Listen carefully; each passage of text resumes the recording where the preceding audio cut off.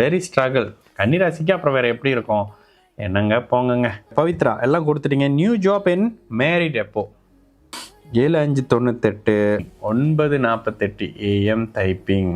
Very struggle. கன்னிராசிக்கு அப்புறம் வேறு எப்படி இருக்கும்? என்னங்க போங்கங்க. ஆனாலும் உங்கள் ஜாதகம் ராசியும் லக்னமும் வலுத்த நல்ல ஜாதகம் தான். ஓகேங்களா? ஒரு வகையில் இவர் கூட சனி கூட நீச்சபங்க ராஜயோகமாக தான் இருக்கிறாரு. ஆமாம், சனி நீச்சபங்க ராஜயோகமாக இருக்கிறது ஒரு வகையில் நல்லது. சுக்கிரனும் குருவும் சந்திராதி யோகத்தில், புதனும் நீச்சபங்க ராஜயோகம். லக்னம் 1 டிகிரி. இந்த லக்னம் 1 டிகிரின்றதுல எனக்கு டவுட் வருது. ஒருவேளை மிதுன லக்னமாக இருந்தீங்கன்னா இந்த ஜாதகம் நல்ல ஜாதகம் தான். மிதுன லக்னமாக இருந்தீங்கன்னா செவ்வாய் தசை 2011 2018 வரைக்கும் போட்டு புரட்டி எடுத்துருக்கோம் உங்களை. சரிங்களா? அதுவே நீங்கள் இந்த லக்னமாக இருந்தீங்கனாலும் இந்த இடத்துல அது ஒரு வகையில் சூரியனோட சேர்ந்து அஸ்தகங்கம் தான் இருக்காரு. 2 லக்னம்னாலும் நல்லா இருந்திருக்காது. சரி, இப்போ என்ன? செவ்வாய் தசை முடிஞ்சு ராகு தசை வந்துருச்சு.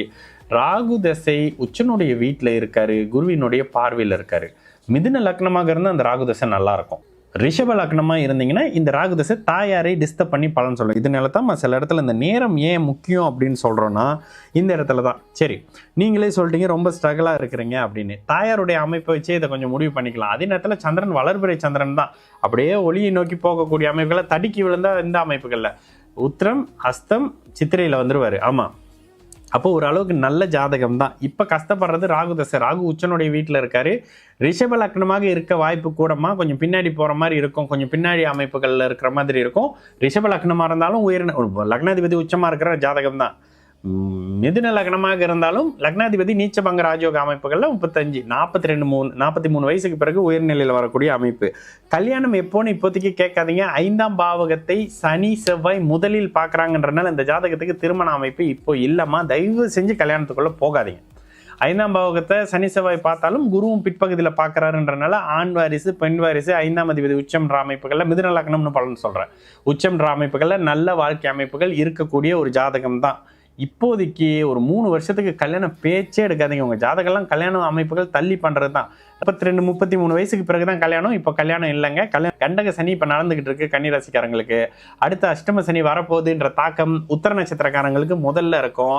அஸ்தமும் சித்திரையும் பிற்பகுதியில் வருவீங்க. ஏன்னா உத்தரம் 1ஆம் பாதம் சிம்மத்திலே இருக்கிறதால உத்தர நட்சத்திரக்காரங்களுக்கு 2027 தொடங்கும் போதே கடுமையான அமைப்புகள் தெரிய ஆரம்பிக்கும் கன்னிராசிக்காரங்களுக்கு. சரிங்களா?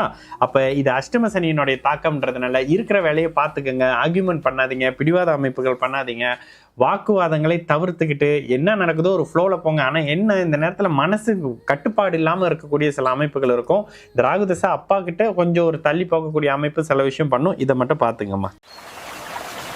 This is fabulous Aragaja oil. It keeps you energized, positive and spiritually connected all day. It creates a divine aura around you and brings a natural, attractive presence wherever you go. Anyone around you will feel calm, comfortable, and drawn to your positive energy. Use fabulous Aragaja oil in diffusers, during rituals, or apply it for a sacred and divine experience.